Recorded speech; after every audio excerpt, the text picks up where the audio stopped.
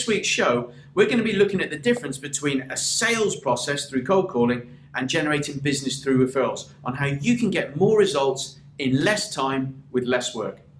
We'll also be seeing Dr. Phil and asking some questions from our audience, coming up on this week's show.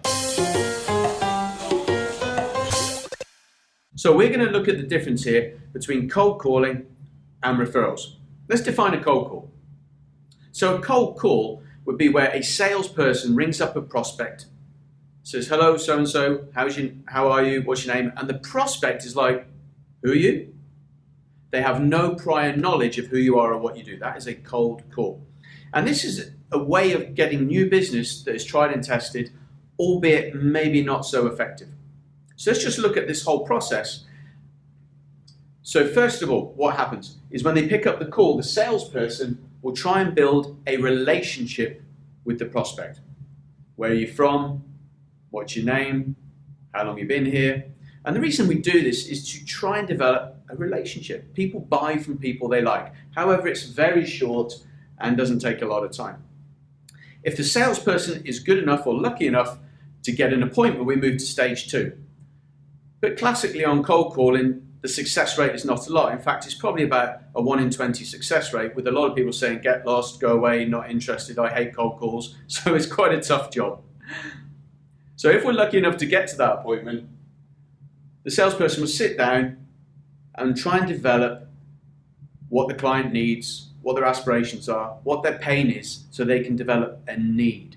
And when people have a need, they're more inclined to buy. However, even though the client knows they need the service, they then come up with objections. And we've all had these. Yeah, I haven't got the time, the decision maker's not in town, I haven't got enough money, it's too expensive, my goldfish just died, whatever the reason, they object. Now that whole process, when you look at phone calls, rejections, drive time, meeting time, develop the proposal time, can take up to 8 hours. And if we're having to do that on an ongoing basis, that is a lot of time on sales. What we're going to be looking at next week is the difference with the referral process and how the referral process can take that 8 hours down to 0. So tune in next week to see how you can save yourself some serious time. So on this week's Dr. Phil, we have a question from Karim in Dubai. And Karim said to me, he says, Phil, I've been to training courses in the past, and obviously I take away some knowledge. And often the trainers are saying to me, you need to come back and do the program again. And I don't want to go again because I've already been once. Why should I?